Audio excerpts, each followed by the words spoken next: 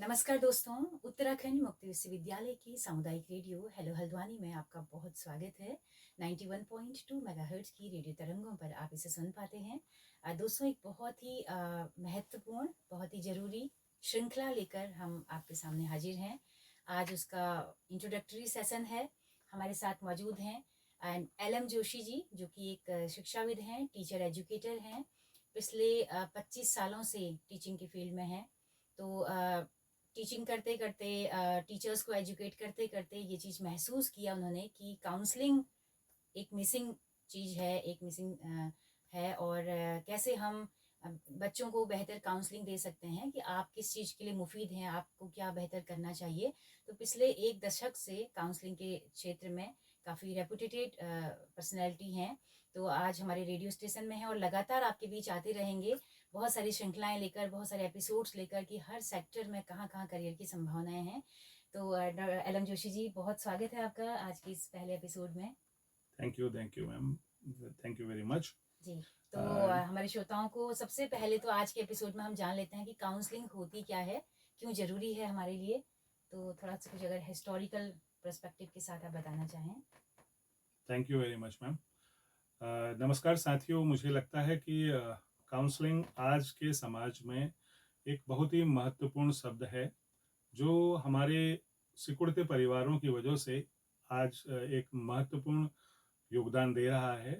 हमारे जो आने वाली पीढ़ियां हैं, बच्चे हैं, उनके लिए यह एक बहुत ही महत्वपूर्ण विषय है, जिस पर उनको उनकी जानकारी होनी चाहिए। उनके यहाँ पर अगर हम काउंसलिंग की बात कर रहे हैं तो काउंसलिंग कई किस्म की हैं, लेकिन हमारा मुख्य जो फोकस रहेगा वो करियर काउंसलिंग का रहेगा कि करियर को लेकर हम कैसे बच्चों को परामर्श दे सकते हैं, कैसे उनको हम अच्छी राय दे सकते हैं, क्या उन्हें करना चाहिए, कैसे उनको चुनाव करना चाहिए अपने विषयों का, और कैसे उनको अपने करियर का चुनाव करना चाहिए कुल मिला के, ताकि वे अपने जीवन में खुश रहें, प्रसन्न रह सकें और अपने आप को पूर्ण समझ सकें।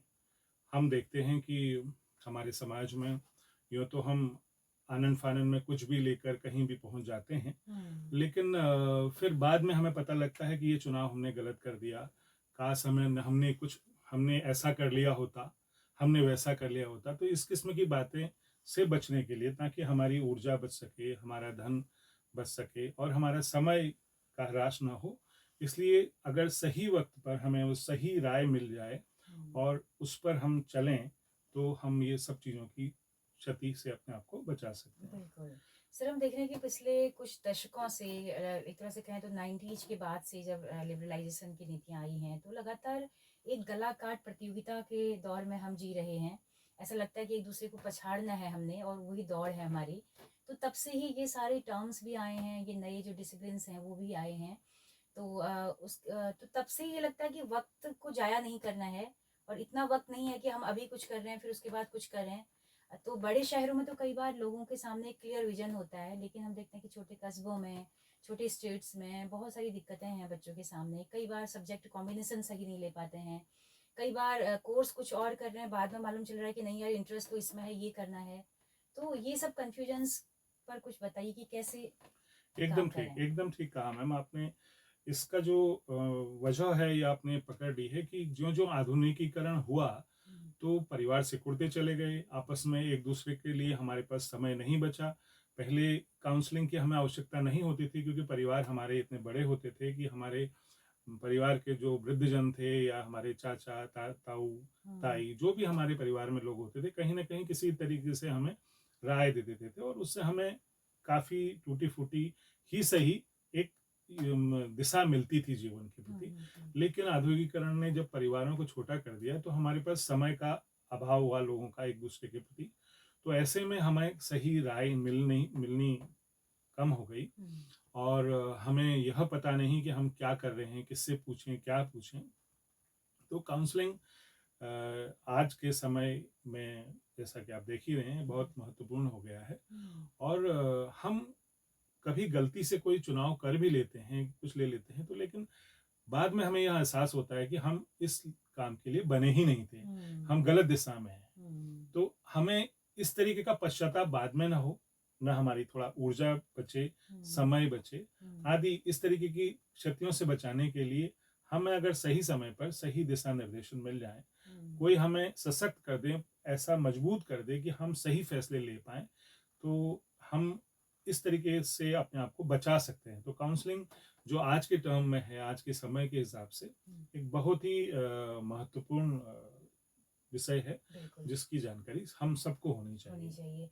सर जैसे हमारे जो स्कूल्स हैं और हमारे जो कॉलेज, मुझे लगता है कि स्कूल एक ऐसा जगह है जहाँ पर सही वक्त पे काउंसलिंग दी जानी चाहिए।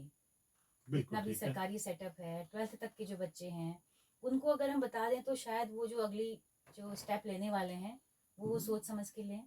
ये बात आपने बिल्कुल ठीक कही कि इसमें विद्यालयों का बहुत महत्वपूर्ण रोल हो सकता है। हम्म, जैसा कि कहा भी गया है, सीबीएसई इसको बार-बार दोहराती गई है कि आप अपने विद्यालयों में एक काउंसलर को अपॉइंट करिए। हम्म, लेकिन इसको सिर्फ एक रिचुअल सा ही बना दे के रखा है। जहाँ-जहाँ काउंसलर अपॉइंट भी किए गए हैं, हम्म, तो उनका काम सिर्फ क्लास अरेंजमेंट में जाना और छोटे-मोटे काम को करना होता है। उन्हें कोई रोल्स और रिस्पॉन्सिबिलिटी जिस काम के लिए उनको रखा गया है, हम्म, वो करने का मौका मिलता ही नहीं है। हम्म, क्योंकि हम अगर विदेशी शिक्षा में देखें, अगर हम सिंगापुर की एजुकेशन में देखें, फ़िनलैंड की एजुकेशन में देखें, तो हम देखेंगे कि काउंसलर का महत्वपूर्ण रोल है। वह बच्चे को सबसे पहले प्रवेश देने से पहले हम बच्चे को पूरी तरह से जाँचते हैं, क्लिनिकल काउंसलिंग करते हैं, उसकी साइकोलॉजिकल पूरा करियर काउंसलिंग उस समय में अगर होगी तो करते हम्म, हैं, वरना हम कई तरीके से उसको हम बच्चे को एक्सप्लोर करते हैं, तब जाके बच्चे को प्रवेश देते हैं। हम्म, तो हम देखते हैं कि अगर कहीं भी अगर गुणवत्ता की बात करेंगे शिक्षा के अंदर, तो काउंसलिंग का अपना एक महत्व है। हम्म, जो भी विद्यालय चाहते हैं कि वे आगे बढ़ें और एक अच्छी आधुनिक शिक्षा के लिए बढ़ें, तो काउंसलिंग को उन्हें एक मुख्य अव्यय बनाना होगा अपने हम्म, संस्था का। हम्म, तभी जाके मुझे लगता है कि विद्यालय आगे प्रगति में जा सकते हैं और अच्छी दिशा ले सकते हैं। बिल्कुल बिल्कुल। जैसे हमारे पहाड़ के अगर तमाम स्कूलों की बात करें, जब हम लोग हाई स्कूल इंटर में पढ़ा करते थे तो इस तरह की टीमें कुछ आती थी बाहर से, कोई सांस्कृतिक कार्यक्रम लेकर, कोई अच्छी फिल्में कई बार दिखाई जाती थी, तो बड़ा असर, लंबा गहरा असर होता था उस बात का, क्योंकि एक तरह से पूरा ब्लैंक होते थे हम लोग। बिल्कुल, तो बिल्कुल। अगर इस तरह से काउंसलिंग कराई जाएगी पहाड़ के स्कूलों में, तो एक ये जो है कि पहाड़ के बच्चों को उतना मालूम नहीं चल पाता कि एग्जाम क्या क्या होने हैं, तो उन तक भी उनकी पहुंच हो पाएगी।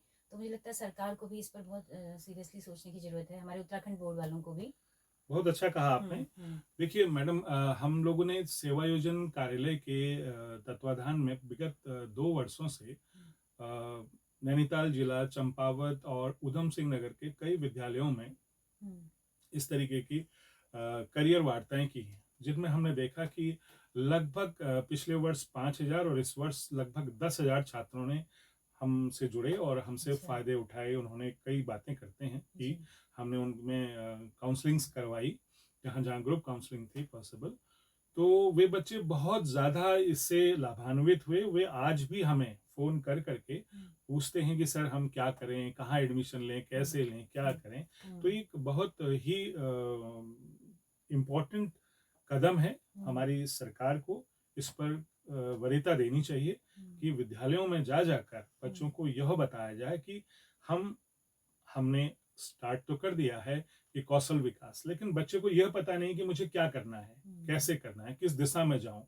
तो कौशल विकास की योजना को सफलता दिलाने के लिए काउंसलिंग एक बहुत महत्वपूर्ण रोल अदा कर सकता है हुँ, कि बच्चे को यह पता हो कि मुझे कौन सा कौशल अपनाना चाहिए, किस दिशा में जाना चाहिए, मेरे अंदर कौन सा कौशल है। तो हुँ, बच्चे को अपनी समझ काउंसलर देने में सहायता करता है कि हुँ, तुम में ये कौशल हो सकता है, तुम में ये चीजें हैं, तुम ये काम कर सकते हो। तो इस तरीके की अगर काउंसलिंग की व्यवस्था विद्यालयों में की जाए, तो मुझे लगता है कि जो प्रधानमंत्री द्वारा कौशल विकास की योजनाओं को पूरे समूचे देश में हुँ, प्रसारित किया जा रहा है, हुँ। इसको बहुत शीघ्र सफलता मिल पाएगी, बिल्कुल, ऐसा मुझे बिल्कुल, लगता है। बिल्कुल। और मुझे तो लगता है कि नई शिक्षा नीति में पता नहीं काउंसलिंग पर कुछ है कि नहीं है, अब थोड़ा स्टडी हम लोग करेंगे। लेकिन एक महत्वपूर्ण पार्ट होना चाहिए, क्योंकि जब कौशल विकास पर इतना महत्वपूर्ण रोल अदा कर सकता है काउंसलिंग, तो वो उससे जुड़ी हुई चीज़ें होनी चाहिए ना? मैंने कहा मैम जी। कि आपको कि नई शिक्षा पद्धति ही, नई शिक्षा योजना ही नहीं, हमारे वहाँ यह बात को, इस बात की अनिवार्यता को आज से कई वर्षों पूर्व से ही महसूस किया जा रहा था, लेकिन इसका क्रियान्वयन नहीं हुआ है। इसका क्रियान्वयन होना जरूरी है कि प्रत्येक विद्यालयों में, चाहे वो प्राइवेट हो चाहे सरकारी हो, उन सब में एक काउंसलर का नियुक्ति होनी चाहिए और काउंसलर भी ट्रेंड होना चाहिए ताकि वो बच्चों को उनकी समस्याओं के निराकरण में सहायता दे सके। बिल्कुल। तो अगला सवाल इसी से शुरू होता है सर कि काउंसलिंग, जैसे मुझे याद है हम जब शुरुआती दौर में अखबार पढ़ते थे तो एक किसी खास दिन में शुक्रवार के दिन शायद एक कॉलम आता था, उसमें एक कोई महिला का नाम याद नहीं आ रहा है, बड़ी पॉपुलर काउंसलर वो हैं, जी तो उनके 2-3 बच्चों के सवाल होते थे, उसमें वो जवाब लिख के देती थी जी जी अखबार में। तो शुरुआती स्रोत हमारे वही हुआ करते थे और वो दौर था कि जब वही 90 के दशक के बाद जब नए नए सब्जेक्ट इंट्रोड्यूस हुए जी तो बड़ा रिस्क लगता था कि यार इसको लें कि नहीं करें, मतलब परंपरागत विषयों की तरफ ज़्यादा रुझान रहता था कि करियर की संभावनाएं इसमें ज़्यादा हैं, लेकिन फिर धीरे धीरे रिस्क लेना बच्चों ने शुरू किया। तो वो एक परफेक्ट काउंसलर होती थी, है ना? बिल्कुल लेकिन बिल्कुल। आज जो है आप कोई भी संस्थान ले लीजिए, उसके बाहर रिसेप्शन में कोई महिला बैठी है तो वो भी, या कोई भी व्यक्ति बैठा है तो वो हर भी एक को काउंसलर है। काउंसलर, जी तो जी। थोड़ा सा बताइए कि एक अच्छा काउंसलर फिर हम कैसे डिसाइड करें? इंटरनेट की दुनिया इतनी बड़ी है कि वहाँ भी कई धोखे हैं कि मैं आपके जैसे प्रश्न जैसे को, अभी हालिया बिल्कुल एक की आपने पैकेज एक कर दिया कि ये सब मिलेगा, आप ऑनलाइन इसको परचेज करिए, लेकिन अंदर देखा तो कुछ नहीं था। तो बिल्कुल। इस तरह की भ्रांतियों पर आपका प्रश्न एकदम ठीक है। आप जिस तरीके से कह रही हैं कि काउंसलर शब्द हमारे समाज में बहुत ज्यादा मिसयूज हुआ है, काउंसलर का सही मायने में अर्थ है जो आपको एक अनबायस्ड राय दे किसी बारे में और आपको सहायता दे, आपको सशक्त बनाए, मजबूत बनाए ताकि आप एक सही निर्णय ले पाए। यूं कह लीजिए, इसको यूं समझें हम कि एक तो है आपको कोई खाना बना के खिला देना, एक है खाना बनाना सिखाना। तो काउंसलिंग सिखाने को पर विश्वास करता है कि आपको निर्णय लेने की क्षमता का विकास आपके अंदर कर देता है कि आपको अपने विषय का चुनाव करना है या अपने करियर का चुनाव करना है तो इन बिंदुओं पर करना है। तो एक सही काउंसलर जो होगा, जो एक ट्रेंड काउंसलर होगा, सर्टिफाइड काउंसलर होगा, वो आपको मजबूत बनाता है, आपकी चिंतनशीलता को ज्यादा प्रखर बनाता है कि आप अपने करियर का चुनाव इन बिंदुओं पर करेंगे, ऐसे करेंगे, ये बातें हैं, इन बातों को गौर करेंगे। अक्सर हम काउंसलिंग में किसी बात को थोप देते हैं, या ये ले लीजिए, यहाँ प्रवेश ले लीजिए, यहाँ एडमिशन ले लीजिए। इसको जो आपको संस्थाओं के बाहर अक्सर, जिनको हम पहले रिसेप्शनिस्ट कहते थे, अब हम काउंसलर शब्द का प्रयोग करने लगे हैं, जो कि पूर्णतः गलत है। जब तक आपकी राय किसी पर्टिकुलर संस्था के प्रति झुकी हुई है तो आप काउंसलर कहलाने के योग्य नहीं। आपकी जो राय है वो एकदम फ्री होनी चाहिए और वो बच्चे के हित पर होनी चाहिए, न कि संस्था के हित पर।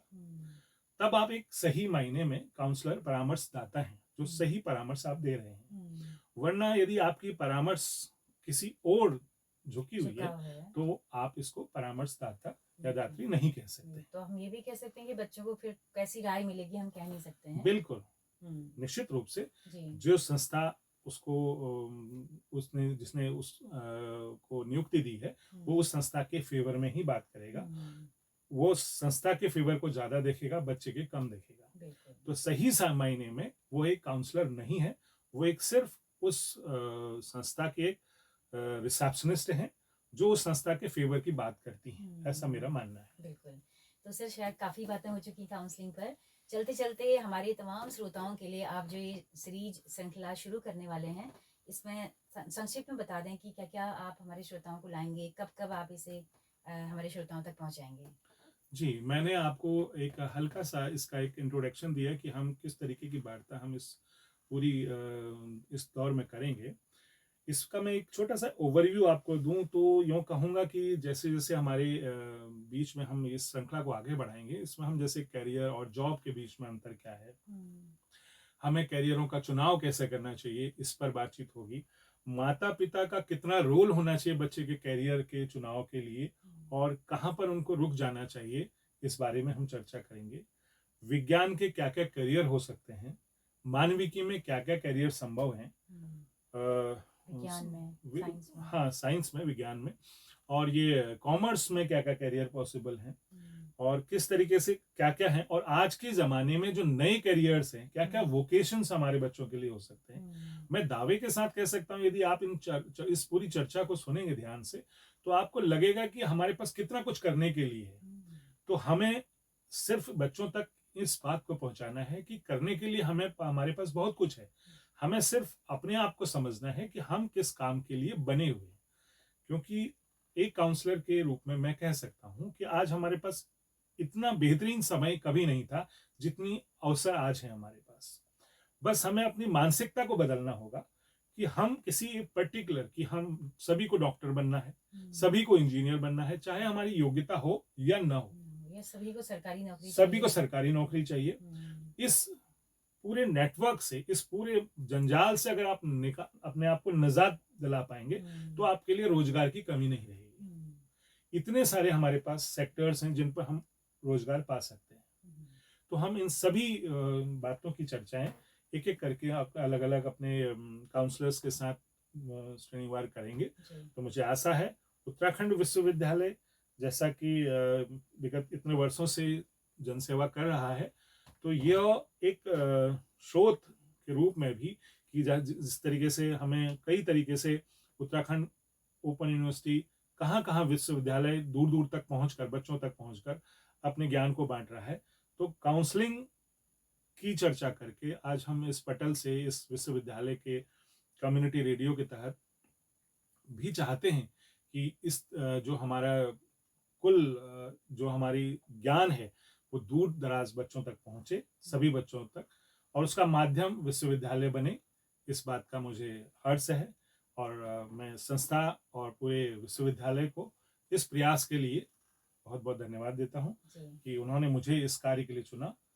धन्यवाद आपका बहुत बहुत। जी सर, आपका भी बहुत शुक्रिया कि आप इतनी इतनी महत्वपूर्ण सीरीज हमारे श्रोताओं के लिए लेकर आ रहे हैं। आपका भी बहुत शुक्रिया, और इस बातचीत के लिए भी आपका बहुत बहुत शुक्रिया। Thank you very much. जी जी। तो दोस्तों, आप सबका भी बहुत शुक्रिया, थैंक यू इस कार्यक्रम में अंत तक हमारे साथ बने रहने के लिए। तो जल्दी ही हम लोग सप्ताह में एक दिन इस श्रृंखला को लेकर आने वाले हैं। तो आप सबका बहुत शुक्रिया। अपना फीडबैक जरूर दीजिएगा, कैसा लगा ये कार्यक्रम, ये बातचीत। हमारा फ़ोन नंबर है, मोबाइल नंबर है 7300689102। तो आपके फीडबैक का बहुत बेसब्री से इंतजार रहेगा। तो LM जोशी जी के साथ में अपने रेडियो मित्र सुनीता भास्कर को दीजिए इजाजत।